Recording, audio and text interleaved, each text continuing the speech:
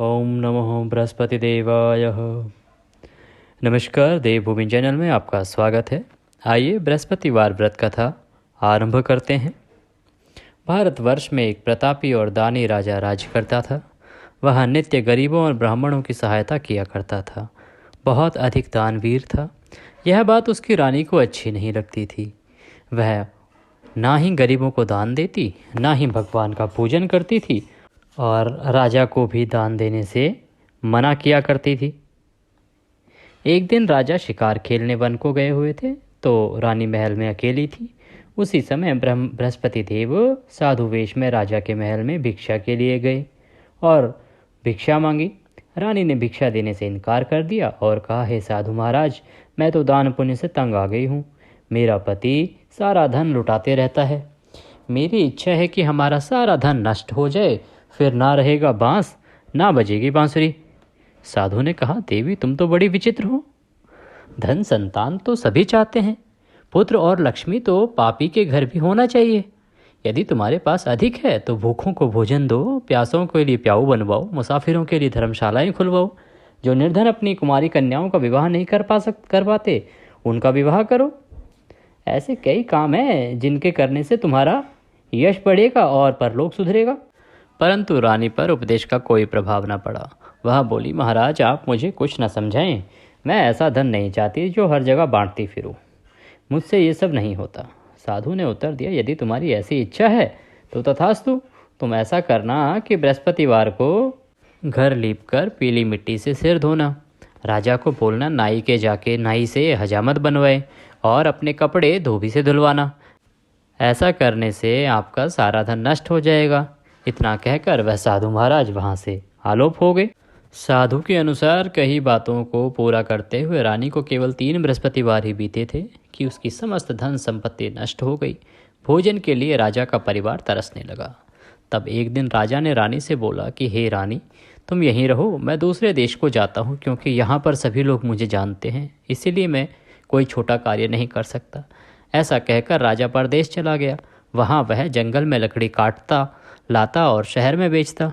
इस तरह वह अपना जीवन व्यतीत करने लगा। इधर राजा के परदेश जाते ही रानी और दासी दुखी रहने लगी। एक बार जब रानी और दासी को 7 दिन तक बिना भोजन के रहना पड़ा तो रानी ने अपनी दासी से कहा, हे दासी, पास ही नगर में मेरी बहन रहती है। वह बड़ी धनवान है, तो उसके पास जा और कुछ ले आ ताकि थोड़ी बहुत गुजर बसर हो जाए। दासी रानी की बहन के पास गई। उस दिन गुरुवार का दिन था और रानी की बहन उस समय बृहस्पतिवार व्रत की कथा सुन रही थी। दासी ने रानी की बहन को अपनी रानी का संदेश दिया, लेकिन रानी की बड़ी बहन ने कोई उत्तर नहीं दिया। जब दासी को रानी की बहन से कोई उत्तर नहीं मिला तो वह बहुत दुखी हुई और उसे क्रोध भी आया। दासी ने वापस आकर सारी बात रानी को बता दी।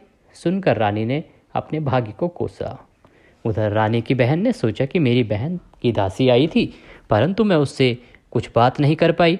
उससे वह बहुत दुखी हुई। कथा सुनकर और पूजन समाप्त करके वह अपनी बहन के घर आई और कहने लगी कि हे बहन, मैं बृहस्पतिवार का व्रत कर रही थी और उसी की कथा सुन रही थी। तुम्हारी दासी मेरे घर आई थी, परंतु जब तक कथा होती है तब तक ना तो उठते हैं और ना ही बोलते हैं, इसीलिए मैं नहीं बोली। कहो दासी क्यों गई थी? रानी बोली, बहन तुमसे क्या छुपाऊं, हमारे घर में खाने तक को अनाज नहीं था। मैंने और दासी ने 7 दिन से कुछ भी नहीं खाया था। ऐसा कहते कहते रानी की आंखें भर आई। उसने दासी समेत पिछले 7 दिनों से भूखे रहने तक की बात अपनी बहन को विस्तारपूर्वक सुना दी। रानी की बहन बोली, देखो बहन, भगवान बृहस्पति देव सबकी मनोकामना को पूर्ण करते हैं। देखो शायद तुम्हारे घर में अनाज रखा हो। तो पहले तो रानी को विश्वास नहीं हुआ, पर बहन के आग्रह करने पर उसने अपनी दासी को अंदर भेजा तो उसे सचमुच अनाज से भरा एक घड़ा मिल गया। यह देखकर दासी को बड़ी हैरानी हुई। दासी रानी से कहने लगी, हे रानी, जब हमको भोजन नहीं मिलता तो हम व्रत ही तो करते हैं, इसलिए क्यों ना इनसे व्रत और कथा की विधि पूछ ली जाए ताकि हम भी व्रत कर सकें। तब रानी ने अपनी बहन से बृहस्पतिवार के व्रत के बारे में पूछा।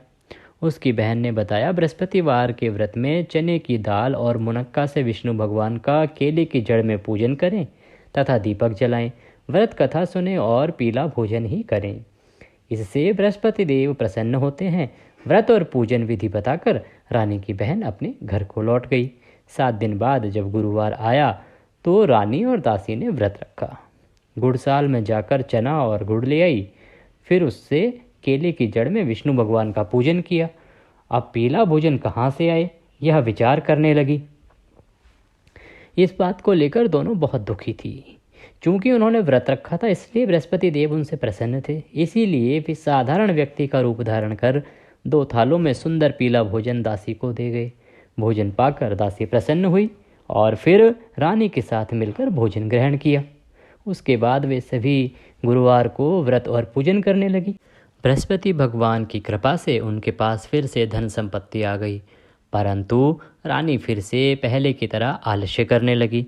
तब दासी बोली, देखो रानी, तुम पहले भी इस प्रकार आलस्य करती थी, तुम्हें धन रखने में कष्ट होता था, इस कारण सभी धन नष्ट हो गया। और अब जब भगवान बृहस्पति की कृपा से पुनः धन मिला है तो तुम्हें फिर आलस्य होता है। रानी को समझाते हुए दासी कहती है कि बड़ी मुसीबतों के बाद हमने यह धन पाया है, इसलिए हमें दान पुण्य करना चाहिए, भूखे मनुष्यों को भोजन कराना चाहिए और धन को शुभ कार्यों पे खर्च करना चाहिए, जिससे तुम्हारे कुल का यश बढ़ेगा, स्वर्ग की प्राप्ति होगी और पितृ प्रसन्न होंगे। दासी की बात मानकर रानी अपना धन शुभ कार्यों में खर्च करने लगी, जिससे पूरे नगर में उसका यश फैलने लगा। बृहस्पतिवार व्रत कथा के बाद श्रद्धा के साथ आरती की जानी चाहिए। इसके बाद प्रसाद बांटकर उसे ग्रहण करना चाहिए। एक दिन राजा दुखी होकर जंगल में एक पेड़ के नीचे आसन जमाकर बैठ गया। वह अपनी दशा को याद करके व्याकुल होने लगा। बृहस्पतिवार का दिन था। एकाएक उसने देखा कि निर्जन वन में एक साधु प्रकट हुआ। वह साधु वेश में स्वयं बृहस्पति देव थे। लकड़हारे के सामने आकर बोले, हे लकड़हारे, इस सुनसान जंगल में तू चिंता मग्न क्यों बैठा है? लकड़हारे ने दोनों हाथ जोड़कर प्रणाम किया। उत्तर दिया, महात्मा जी, आप सब कुछ जानते हैं, मैं क्या कहूँ। यह कहकर रोने लगा और साधु को अपनी आत्मकथा सुनाई। महात्मा जी ने कहा, तुम्हारी स्त्री ने बृहस्पति देव के दिन बृहस्पति भगवान का निरादर किया है, जिसके कारण रुष्ट होकर उन्होंने तुम्हारी यह दशा कर दी है। अब तुम चिंता को दूर करके मेरे कहने पर चलो तो तुम्हारे सब कष्ट दूर हो जाएंगे और भगवान पहले से भी अधिक संपत्ति देंगे। तुम बृहस्पति के दिन कथा किया करो। 2 पैसे के चने मुनक्का लाकर उसका प्रसाद बनाओ और शुद्ध जल से लोटे में शक्कर मिलाकर अमृत तैयार किया करो। कथा के पश्चात अपने सारे परिवार और सुनने वाले प्रेमियों से अमृत व प्रसाद बांटकर आप भी ग्रहण किया करो। ऐसा करने से भगवान तुम्हारी सब मनोकामनाएं पूरी करेंगे। साधु के ऐसे वचन सुनकर लकड़हारा बोला, हे प्रभु, मुझे लकड़ी बेचकर इतना पैसा नहीं मिलता जिससे भोजन के उपरांत कुछ बचा सकूं। मैंने रात्रि में अपनी स्त्री को व्याकुल देखा है। मेरे पास कुछ भी नहीं है जिससे मैं उसकी खबर मंगा सकूं। साधु ने कहा, हे लकड़हारे, तुम किसी बात की चिंता मत करो। बृहस्पति के दिन तुम रोजाना की तरह लकड़ियां लेकर शहर को जाओ। तुमको रोज से दुगना धन प्राप्त होगा, जिससे तुम भली भांति भोजन कर लोगों तथा बृहस्पति देव की पूजा का सामान भी ला पाओगे। इतना कहकर साधु अंतर्ध्यान हो गए। धीरे धीरे समय व्यतीत होने पर फिर वही बृहस्पतिवार का दिन आया। लकड़हारा जंगल से लकड़ी काट कर किसी शहर में बेचने गया। उसे उस दिन और दिन के मुकाबले अधिक पैसा मिला। राजा ने चना गुड़ आदि लाकर गुरुवार का व्रत किया। उस दिन से उसके सभी क्लेश दूर हो गए। परंतु जब दोबारा गुरुवार का दिन आया तो बृहस्पतिवार का व्रत करना भूल गया। इस कारण से बृहस्पति भगवान नाराज हो गए। उस दिन उस नगर के राजा ने विशाल यज्ञ करवाया और उस आयोजन के तहत राजा ने शहर में यह घोषणा करा दी कि कोई भी मनुष्य अपने घर में भोजन न बनावे, न आग जलावे। समस्त जनता मेरे यहाँ आके भोजन करे। इस आज्ञा को जो न मानेगा उसे फांसी की सजा दी जाएगी। इस तरह की घोषणा संपूर्ण नगर में करवा दी गई। राजा की आज्ञा के अनुसार सभी लोग भोजन करने के लिए राजा के यहाँ पहुँचे, लेकिन लकड़हारा कुछ देर से पहुँचा। इसीलिए राजा उसको अपने साथ घर ले गया और ले जाकर भोजन करा रहे थे तो रानी की दृष्टि उस खूंटी पर पड़ी जिस पर उसका हार लटका हुआ था। वहाँ वह दिखाई नहीं दिया। रानी ने निश्चय किया कि मेरा हार इस मनुष्य ने ही चुरा लिया है। उसी समय सिपाहियों को बुलाकर उसको कारागार में डलवा दिया। जब लकड़हारा कारागार में पड़ गया और बहुत दुखी होकर विचार करने लगा कि न जाने कौन से पूर्व जन्म के कर्म से मुझे यह दुख प्राप्त हुआ है, और उसी साधु को याद करने लगा जो कि जंगल में मिला था। उसी समय तत्काल बृहस्पति देव साधु के रूप में प्रकट हुए और उसकी दशा को देखकर कहने लगे, अरे मूर्ख, तूने बृहस्पति देव की कथा नहीं करी, इस कारण तुझे दुख प्राप्त हुआ है। अब चिंता मत कर, बृहस्पतिवार के दिन कारागार के दरवाजे पर 4 पैसे पड़े मिलेंगे, उनसे तू बृहस्पति देव की पूजा करना, तेरे सभी कष्ट दूर हो जाएंगे। बृहस्पति के दिन उसे 4 पैसे मिले। लकड़हारे ने कथा कही। उसी रात्रि को बृहस्पति देव ने उस नगर के राजा को स्वप्न में कहा, हे राजा, तुमने जिस आदमी को कारागार में बंद कर दिया है वह निर्दोष है, वह राजा है, उसे छोड़ देना। रानी का हार उसी खूंटी पर लटका है, अगर तू ऐसा नहीं करेगा तो मैं तेरे राज्य को नष्ट कर दूंगा। इस तरह रात्रि के स्वप्न को देखकर राजा प्रातःकाल उठा और खूंटी पर हार देखकर लकड़हारे को बुलाकर क्षमा मांगी तथा लकड़हारे को योग्य सुंदर वस्त्र आभूषण देकर विदा कर दिया। बृहस्पति देव की आज्ञा अनुसार लकड़हारा अपने नगर को चला गया। राजा जब अपने नगर के निकट पहुंचा तो उसे बड़ा आश्चर्य हुआ। नगर में पहले से अधिक बाग, तालाब, कुएं तथा बहुत सी धर्मशाला, मंदिर आदि बने हुए हैं। राजा ने पूछा कि यह किसका बाग और धर्मशाला है। तब नगर के सब लोग कहने लगे, यह सब रानी और बांदी के हैं। तो राजा को आश्चर्य हुआ और गुस्सा भी आया। जब रानी ने यह खबर सुनी कि राजा आ रहे हैं तो उन्होंने बांदी से कहा कि हे दासी, देख, राजा हमको कितनी बुरी हालत में छोड़ गए थे। हमारी ऐसी हालत देखकर वह लौट ना जाए, इसीलिए तू दरवाजे पर खड़ी हो जा। आज्ञा अनुसार दासी दरवाजे पर खड़ी हो गई। राजा आए तो उन्हें अपने साथ लिवा लाई। तब राजा ने क्रोध करके अपनी रानी से पूछा कि यह धन तुम्हें कैसे प्राप्त हुआ है। तब उन्होंने कहा, हमें यह सब धन बृहस्पति देव के इस व्रत प्रभाव से प्राप्त हुआ है। राजा ने निश्चय किया कि 7 रोज बाद तो सभी बृहस्पति देव का पूजन करते हैं, परंतु मैं प्रतिदिन और दिन में 3 बार कहानी तथा रोज व्रत किया करूँगा। अब हर समय राजा के दुपट्टे में चने की दाल बंधी रहती तथा दिन में 3 बार कहानी कहता। एक रोज राजा ने विचार किया कि चलो अपनी बहन के यहाँ हो आएं। इस तरह निश्चय कर राजा घोड़े पर सवार हो अपनी बहन के यहाँ को चलने लगा। मार्ग में उसने देखा कि कुछ आदमी एक मुर्दे को लिए जा रहे हैं। उन्हें रोककर राजा ने कहा, अरे भाइयों, मेरी बृहस्पति देव की कथा सुन लो। वे बोले, लो, हमारा तो आदमी मर गया है, इसको अपनी कथा की पड़ी है। परंतु कुछ आदमी बोले, अच्छा कहो, हम तुम्हारी कथा भी सुनेंगे। राजा ने दाल निकाली और जब कथा आधी हुई थी कि मुर्दा हिलने लग गया, और जब कथा समाप्त हो गई तो वह मृत व्यक्ति राम राम करके उठकर खड़ा हो गया। आगे मार्ग में उसे एक किसान खेत में हल चलाता हुआ मिला। राजा ने उसे देख और उससे बोले, अरे भैया, तुम मेरी बृहस्पतिवार की कथा सुन लो। किसान बोला, जब तक मैं तेरी कथा सुनूंगा तब तक 4 हरैया जोत लूँगा। जा अपनी कथा किसी और को सुनाना।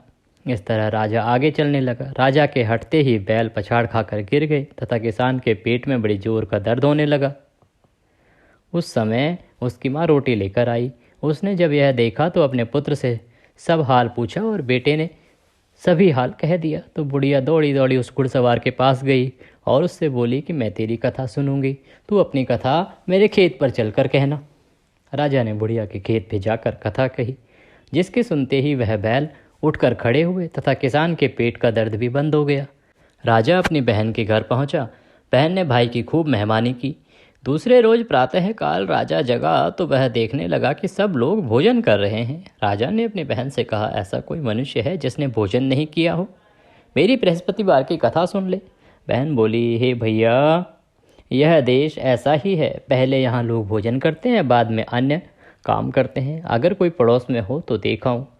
वह ऐसा कहकर देखने चली गई, परंतु उसे ऐसा कोई व्यक्ति नहीं मिला जिसने भोजन न किया हो। अतः वह एक कुम्हार के घर गई जिसका लड़का बीमार था। उसे मालूम हुआ कि उसके यहाँ 3 रोज से किसी ने भोजन नहीं किया है। रानी ने अपने भाई की कथा सुनने के लिए कुम्हार से कहा। वह तैयार हो गया। राजा ने जाकर बृहस्पतिवार की कथा कही, जिसको सुनकर उसका लड़का ठीक हो गया। अब तो राजा की प्रशंसा होने लगी। एक रोज राजा ने अपनी बहन से कहा कि हे बहन, हम अपने घर को जाएंगे, तुम भी तैयार हो जाओ। राजा की बहन अपनी सास के पास गई और जाकर कहा। सास ने कहा, हाँ चली जा, परंतु अपने लड़कों को मत लेके जाना, क्योंकि तेरे भाई के कोई औलाद नहीं है। बहन ने अपने भैया से कहा कि भैया मैं तो चलूँगी, पर कोई बालक नहीं जाएगा। राजा बोला, जब कोई बालक नहीं चलेगा तब तू ही क्या करेगी। बड़े दुखी मन से राजा अपने नगर को लौट गया। राजा ने अपनी रानी से कहा, हम निर्वंशी हैं, हमारा मुंह देखने का धर्म नहीं है। इस प्रकार परेशान राजा ने कुछ भी भोजन आदि नहीं किया। रानी बोली, हे प्रभु, बृहस्पति देव ने हमें सब कुछ दिया है, वह हमें औलाद अवश्य देंगे। उसी रात को बृहस्पति देव ने राजा से स्वप्न में कहा, हे राजा, उठ, सभी सोच त्याग दे, तेरी रानी गर्भ से है। राजा की यह बात सुनकर बड़ी खुशी हुई। 9वें महीने में उसके गर्भ से एक सुंदर पुत्र पैदा हुआ। तब राजा बोला, हे रानी, स्त्री बिना भोजन के रह सकती है, पर बिना कहे नहीं रह सकती। जब मेरी बहन आवे तो तुम उससे कुछ मत कहना। रानी ने सुनकर हाँ कह दिया। जब रानी की बहन ने यह शुभ समाचार सुना तो वह बहुत खुश हुई तथा बधाई लेकर अपने भाई के यहाँ आई। तभी रानी ने कहा, घोड़ा चढ़कर तो नहीं आई, गधा चढ़ के आई। रानी की बहन बोली, भाभी, मैं इस प्रकार ना कहती तो तुम्हें औलाद कैसे मिलती। बृहस्पति देव ऐसे ही हैं, जैसे जिसके मन में कामनाएं हैं सभी को पूर्ण करते हैं। जो सद्भावना पूर्वक बृहस्पतिवार का व्रत करता है एवं कथा पढ़ता है अथवा सुनता है, दूसरों को सुनाता है, और बृहस्पति देव उसकी सभी मनोकामनाएं पूर्ण करते हैं। भगवान बृहस्पति देव उसकी सदैव रक्षा करते हैं। संसार में जो मनुष्य सद्भावना से भगवान जी का पूजन व्रत सच्चे हृदय से करते हैं तो उनकी सभी मनोकामनाएं पूरी होती हैं। जैसी सच्ची भावना से रानी और राजा ने उनकी कथा का गुणगान किया तो उनकी सभी इच्छाएं बृहस्पति देव ने पूर्ण की। इसीलिए पूर्ण कथा सुनने के बाद प्रसाद लेकर जाना चाहिए। हृदय से उसका मनन करते हुए जयकारा बोलना चाहिए।